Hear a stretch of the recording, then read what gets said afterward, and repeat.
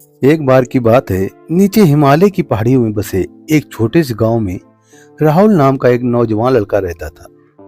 राहुल अपने गुस्सैल स्वभाव और अशांत मन के लिए पूरे गांव में प्रसिद्ध था। उसका मन हर समय विचारों से भरा रहता था। विचारों के इस तूफान ने उसके मन को पूरी तरह से अशांत कर रखा था। शांति तो जैसे उसके जीवन से गायब हो चुकी थी। वो हर समय अपने विचारों में खोया रहता था और एक तनावपूर्ण जीवन जी रहा था। अपने अशांत मन और गुस्सैल स्वभाव की वजह से उसके घर वालों और गांव के लोगों से भी उसके अच्छे संबंध नहीं थे, जिस वजह से वो खुद को और भी ज्यादा अकेला और अपमानित महसूस करता था। इससे वह और भी ज्यादा मानसिक तनाव की स्थिति में चला जाता।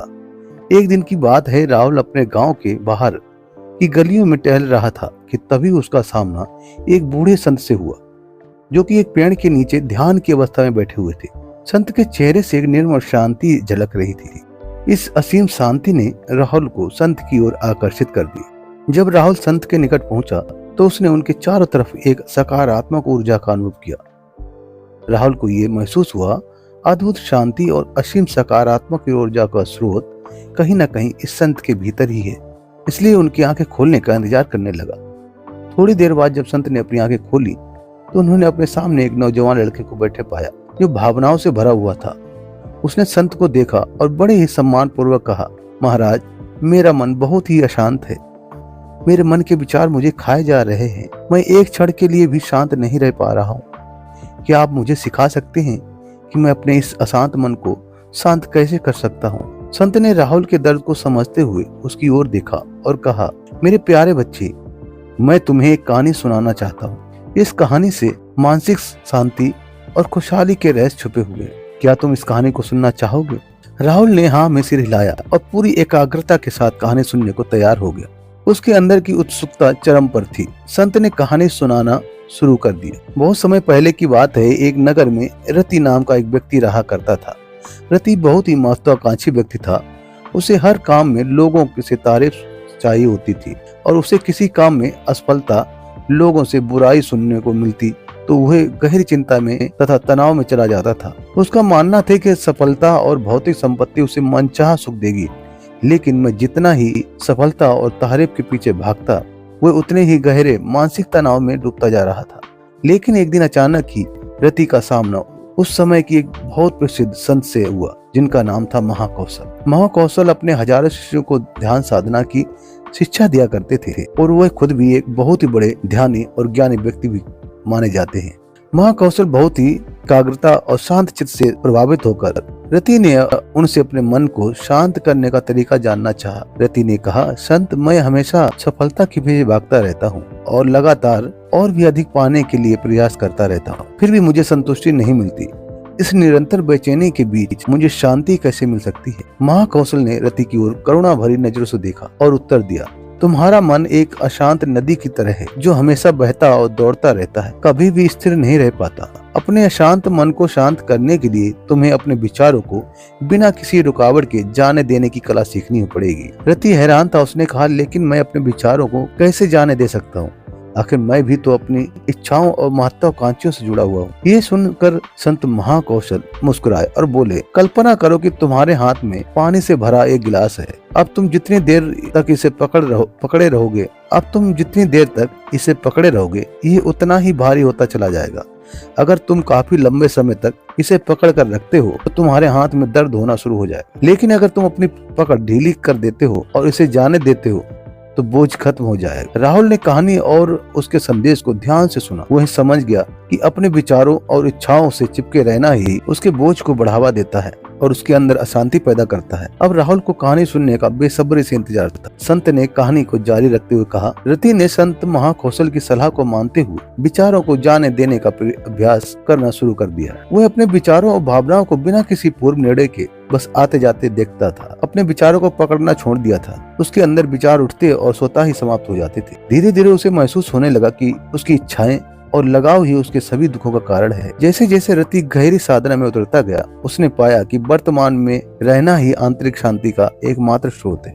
वो स्वयं को वर्तमान की स्थिति में करके अपने मन की निरंतर बकबक से छुटकारा पा सकता है। धीरे धीरे रति का मन एक शांत मानसरोवर की तरह हो गया, जो अपने चारों ओर की सुंदर दुनिया को अपने में चित्रित कर लेता है। उसने जीवन की सादगी में संतोष पाकर अति महत्वाकांक्षी और भौतिक संपत्ति के प्रति अपने लगाव को छोड़ दिया। जैसे जैसे लोगों के बीच रति के अंदर हुए इस अद्भुत बदलाव की खबर फैली, दूर दूर से लोग उसे मार्गदर्शन लेने के लिए आने लगे। वह लोगों को विचारों से मुक्त करने की कला सिखाकर और स्वयं के भीतर शांति पाने का मार्गदर्शन देकर लोगों के बीच शांति और ज्ञान का प्रकाश स्तंभ बन गया। रति और संत महाकौशल की कहानी खत्म करने के बाद संत थोड़ी देर के लिए मौन हो गए ताकि राहुल के अंदर इस कहानी का अर्थ गहराई से बैठ सके।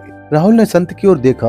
अब उसकी आंखों में एक नई चमक दिखाई पड़ रही थी। राहुल ने धीमी आवाज में फिर से एक प्रश्न किया, हे संत जी, मुझे इस कहानी में ज्ञान दिखाई पड़ा, लेकिन मैं इस कहानी की शिक्षा को अपने जीवन में कैसे लागू कर सकता? मैं अपने अशांत मन को कैसे शांत कर सकता? राहुल के इस ईमानदारी भरे प्रश्न पर संत जी मुस्कुराए और बोले, अशांत मन को शांत करने का अभ्यास आत्म जागरूकता से शुरू होता है। अपने अंदर उठने वाले विचारों को देखने के लिए हर दिन कुछ समय निकालो या फिर भावनाएं जो तुम्हारे मन को उत्तेजित करती हैं, उन पर ध्यान दो। देखो वो कैसे आते हैं और आकाश में गुजर जाने वाले बादलों की तरह चले जाते हैं। राहुल ने अपनी आंखें बंद कर ली और संत के बताए अनुसार अपने विचारों का अवलोकन करने लगा। जैसे ही उसने अपने अंदर उठने वाले विचारों पर ध्यान देना शुरू किया, उसे महसूस हुआ कि उसके भीतर चिंताएं, निर्णय और इच्छाओं की निरंतर धारा बह रही है। कि इस एहसास ने ही उसे एक अद्भुत शांति का एहसास कराया। उसे यह भी एहसास हुआ कि वह इन सभी विचारों और भावनाओं से अलग है। संत ने आगे कहा, जैसे रति ने खुद को हर तरह के लगाव और अशांति से अलग कर दिया था, उसी तरह से तुम भी अपने मन को परेशान करने वाले विचारों और भावनाओं को खुद से मुक्त करने का अभ्यास विकसित कर सकते। जैसे ही विचार उठे, उन्हें बिना किसी पूर्व निर्णय को स्वीकार करो और धीरे धीरे उन्हें जाने दो और वर्तमान क्षण पर अपना ध्यान केंद्रित करो। राहुल ने बीच में ही रुकते हुए कहा, हे संत जी, क्या होगा अगर विचार और भावनाएं इतनी मजबूत हैं कि वह बनी रहें और मन को छोड़ने से इनकार कर दे? संत ने राहुल की बात पर सहमति जताते हुए सिर हिलाया और कहा, ऐसे कई मौके आएंगे जब तुम्हारे मन में विचारों का बवंडर चल रहा होगा, जब तुम्हारा मन बिल्कुल भी नहीं सुनेगा। तो ऐसे समय में तुम्हें अपनी सांसों की ताकत पर विश्वास रखना होगा। संत ने एक बार फिर राहुल को अपनी आंखें बंद करके अपने पेट को फूलने और पिचकने को महसूस करते हुए अपनी सांसों पर ध्यान केंद्रित करने के लिए कहा। संत ने समझाते हुए कहा, जब भी तुम्हारा मन उत्तेजित और अशांत हो, तुरंत अपनी सांसों पर लौट आओ। सांसों की निमित्त गति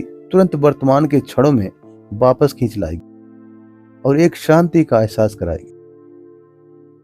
राहुल ने संत के दिशा निर्देशानुसार अपनी आती जाती सांसों पर ध्यान केंद्रित करने का अभ्यास किया। इस छोटे से अभ्यास ने अपने मन की शांति और स्थिरता का अनुभव कराया। उसे समझ आ गया ये सांसें तो हमेशा उसके साथ, जो वर्तमान को निरंतर याद दिलाती और शांति प्रदान करती। राहुल की प्रगति को देखकर संत मंद मंद मुस्कुराए और बोले, मेरे प्यारे राहुल, अशांत मन को शांत करना एक ऐसा अभ्यास है जिसके लिए धैर्य और मजबूत इच्छा शक्ति की जरूरत होती है। जैसे निरंतर व्यायाम से मांसपेशियां मजबूत होती हैं, वैसे ही नियमित अभ्यास से मन शांत होता है। राहुल ने स्वीकृति में अपना सिर हिलाया और इस अनमोल मार्गदर्शन के लिए संत का धन्यवाद करते हुए उन्हें यह वचन दिया कि मैं आज से ही अपने मन को शांत करने, अशांति को छोड़ने और अपने भीतर शांति पाने की यात्रा पर निकल पाऊं। संत ने राहुल के कंधे पर हाथ रखा और कहा, मुझे भरोसा है कि तुम बहुत ही जल्दी अपने मन की शांति को खोज लोगे। लेकिन याद रहे, यह रास्ता इतना आसान नहीं होगा,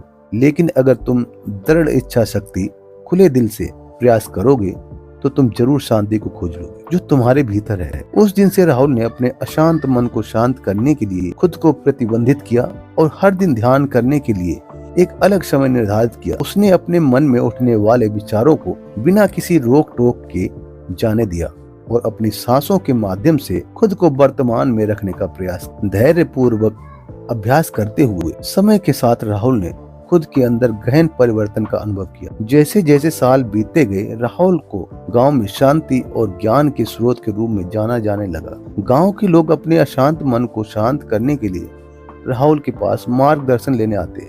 राहुल ने जीवन की भाग दौड़ के बीच दूसरों को आंतरिक शांति पाने में मदद करते हुए संत की शिक्षाओं और आत्म जागरूकता की शक्ति को साझा किया। इसके साथ ही उसने लोगों को अपने विचारों को मुक्त करके सांसों पर ध्यान केंद्रित करने की कला सिखाई। इस तरह वह गांव काफी फला फूला। वहां के निवासियों ने एक स्थिर और शांत मन के अमूल्य उपहार की खोज की। संत की शिक्षाओं और राहुल के द्वारा कराए जा रहे अभ्यास के माध्यम से विचारों को जाने देने और वर्तमान रहने की कला दूर दूर तक फैल गई, जिसने कई लोगों के जीवन को बदल कर रख दिया। जैसे जैसे और समय बीता, अशांत मन को शांत करने की राहुल की यात्रा एक जोरदार प्रभाव उसके गांव की सीमा के बाहर ही फैला। पड़ोस के गांवों और शहरों के लोग जब राहुल की जादुई बदलाव की कहानी सुनते हैं तो वह उसे सलाह लेने उसके पास चले आते हैं। राहुल उन लोगों के लिए आशा की किरण बन चुका जो अपने मन के बोझ तले खुद को दबा हुआ महसूस कर रहे थे। राहुल की शिक्षाएं सिर्फ सामूहिक प्रवचन और ध्यान तक ही सीमित नहीं थी, बल्कि वह रोजमर्रा के कामों को जागरूकता के साथ करने पर ज्यादा जोर देते थे। लोगों को याद दिलाते थे कि अपने विचारों और भावनाओं के प्रति जागरूक बनो। तुम दिन भर क्या बोलते हो, आसपास घटने वाली घटनाओं पर कैसी प्रतिक्रिया देते हो, इस पर ध्यान दो। हर एक काम को पूरी जागरूकता के साथ करो। जब भोजन करो तो हर एक निवाले के स्वाद का आनंद लो। सूरज की रोशनी में खड़े हो, उसकी किरणों की गर्मी को महसूस करो। लोगों की बातों को पूरे ध्यान